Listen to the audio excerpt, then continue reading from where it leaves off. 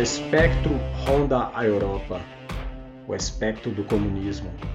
Todas as potências da velha Europa aliaram-se numa sagrada perseguição a esse espectro. O Papa e o Czar, Metternich e o Guizot, radicais franceses e policiais alemães.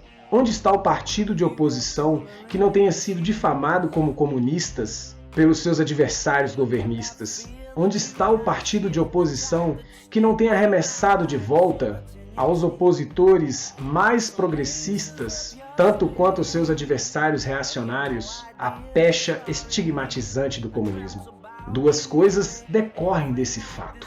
O comunismo já é reconhecido como uma potência por todas as potências europeias. Já é tempo de os comunistas exporem abertamente perante o mundo todo sua maneira de pensar, seus objetivos e suas tendências, e de se contraporem ao conto da carochinha sobre o espectro do comunismo, o manifesto do próprio partido.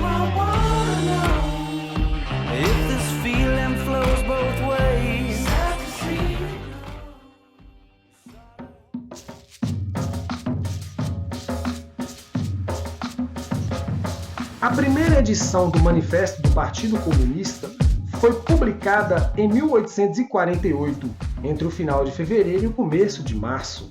Marx teria ido a Londres entregá-lo pessoalmente ao movimento, deixando seu exílio em Bruxelas. Isso por conta da urgência que a Liga dos Comunistas, os quais encomendaram o panfleto a Marx, tinham por conta da revolução que explodiu na França no dia 22 de fevereiro do mesmo ano. A Liga havia feito essa encomenda uns 2 ou 3 meses antes disso. É importante salientar que, nessa época da encomenda, todos esperavam por uma revolução. Então Marx e Engels estavam vivenciando uma sociedade onde os operários do chão de fábrica estavam iniciando uma união em busca das melhorias das condições de trabalho. União essa que havia conquistado, por exemplo, a redução da carga horária de trabalho semanal. Então o que Marx escrevia era o que ele estava vendo, assistindo, vivenciando. Para compreender esse conceito, é importante voltar no tempo e observar as condições daquela sociedade em que os autores estavam inseridos. Mas a máquina que daria o maior impulso à Revolução Industrial ainda estava por vir.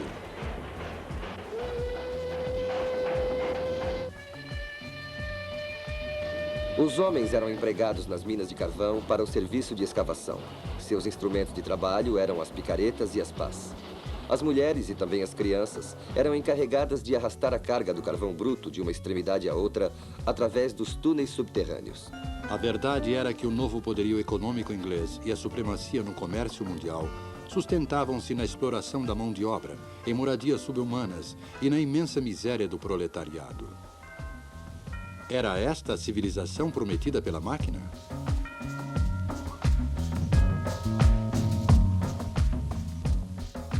É importante, em qualquer análise acerca de estudos realizados no passado, refletir sobre a realidade histórica daquele momento, sem esquecer que essa realidade frequentemente não se confunde com a atualidade, por mais que alguns pontos ainda reflitam em nossa sociedade. Na época em que foi escrito o Manifesto Comunista, esta posição política era reconhecida como uma potência na Europa.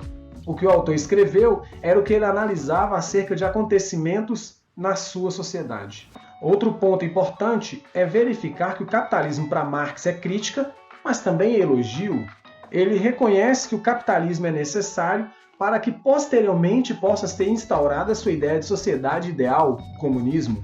Então as tecnologias são fundamentais no desenvolvimento da produção de riquezas e bens. Essas tecnologias surgem com o capitalismo e sua manutenção, até porque o capitalismo só pode existir enquanto se reinventa. E esses desenvolvimentos tecnológicos permitiriam em seguida a colocação do comunismo como o sistema político oficial de um país. O capitalismo seria então um degrau necessário para o comunismo. Quanto maior a industrialização e seu desenvolvimento tecnológico, maior seria a quantidade de proletários. O capitalismo desenvolve e melhora as condições de comunicação, facilitando o escoamento de informação e também a disseminação de ideias e opiniões. Segundo Marx, o capitalismo cria as armas para a sua possível derrota. E não somente as armas, mas cria as pessoas que empunharão essas armas. Vimos nos 10 Mandamentos do Comunismo de Marx que ele prevê a interferência do Estado na economia de forma a defender os interesses dos proletários. Ao contrário do que ocorria naquele período, onde o Estado era manipulado pelas classes dominantes e defendia seus interesses. Então, no Manifesto Comunista, o Estado ideal é aquele que priorizaria a coletividade dos bens do fim das desigualdades.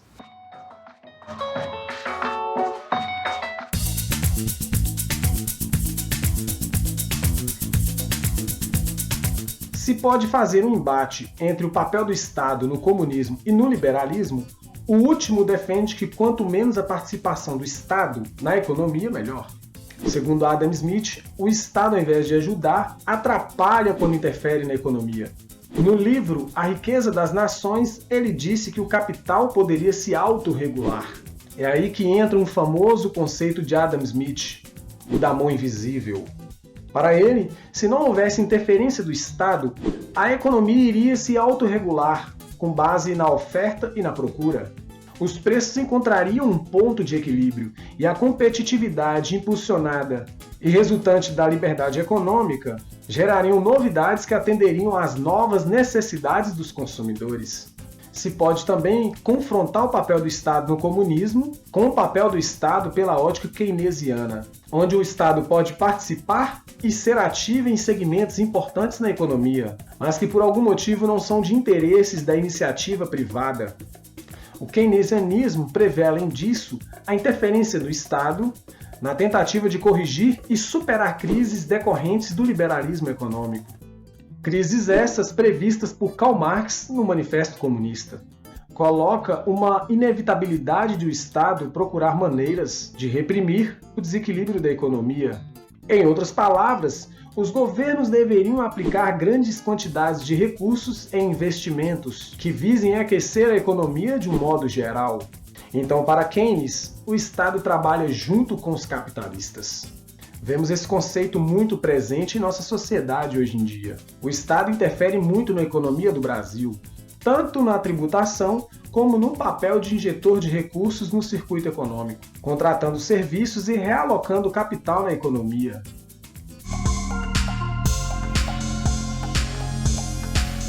Muitos dos males sociais e econômicos vivenciados no Brasil têm origem nas intensas desigualdades sociais presentes no nosso país, ao longo dos anos e nos conflitos decorrentes dessa concentração de renda. Poucos ganham muito e muitos ganham pouco. Políticas populistas costumam ser utilizadas na tentativa de minimizar ou mascarar os efeitos decorrentes da longa distância entre as realidades financeiras dos dois polos sociais, ricos e pobres. A política de medidas populistas se configura fundamentalmente na reunião mais próxima entre líderes e massa.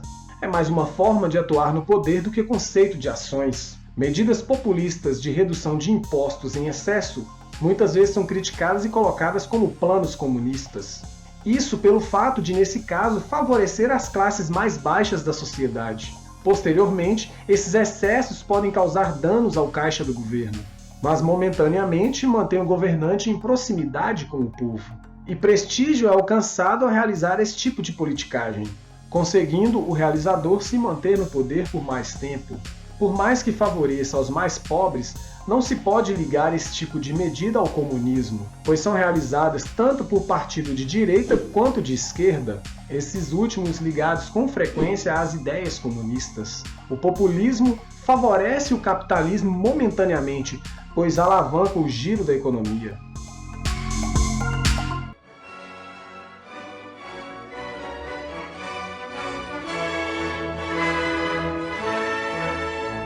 O surgimento dos partidos autodeclarados comunistas no Brasil surgiu em 1922 com a fundação do Partido Comunista Brasileiro, PCB.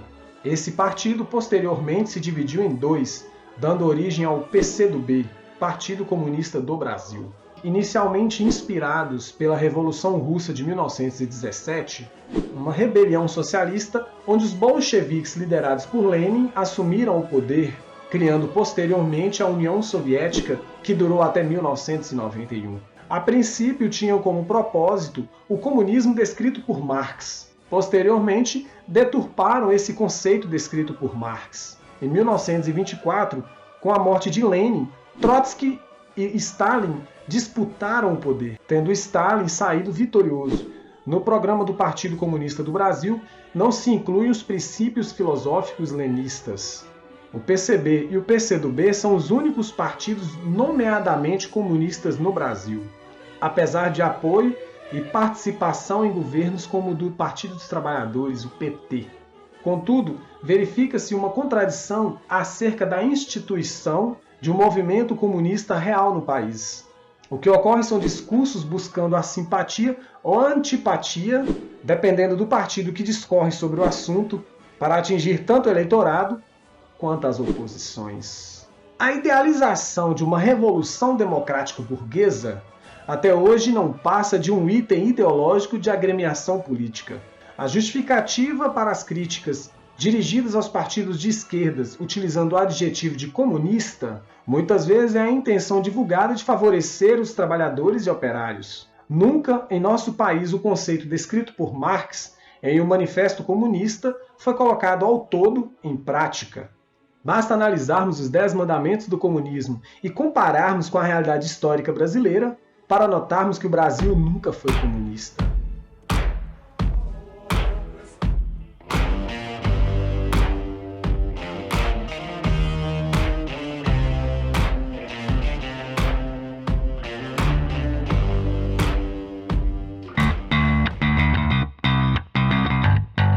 Antes de encerrar, esse é meu filho Albert, do canal Albert, que eu falei no vídeo passado. Salve, galera! E eu gostaria aqui de agradecer ao Sérgio Mário, ao Matheus, ao Carlos Magno, os malucos lá do grupo Barbacena, do nosso grupo bacana, onde a gente debate muita questão política, nossos apoiadores do canal Mosca na Sopa. Um forte abraço para todo mundo e é nóis! Segue o fluxo!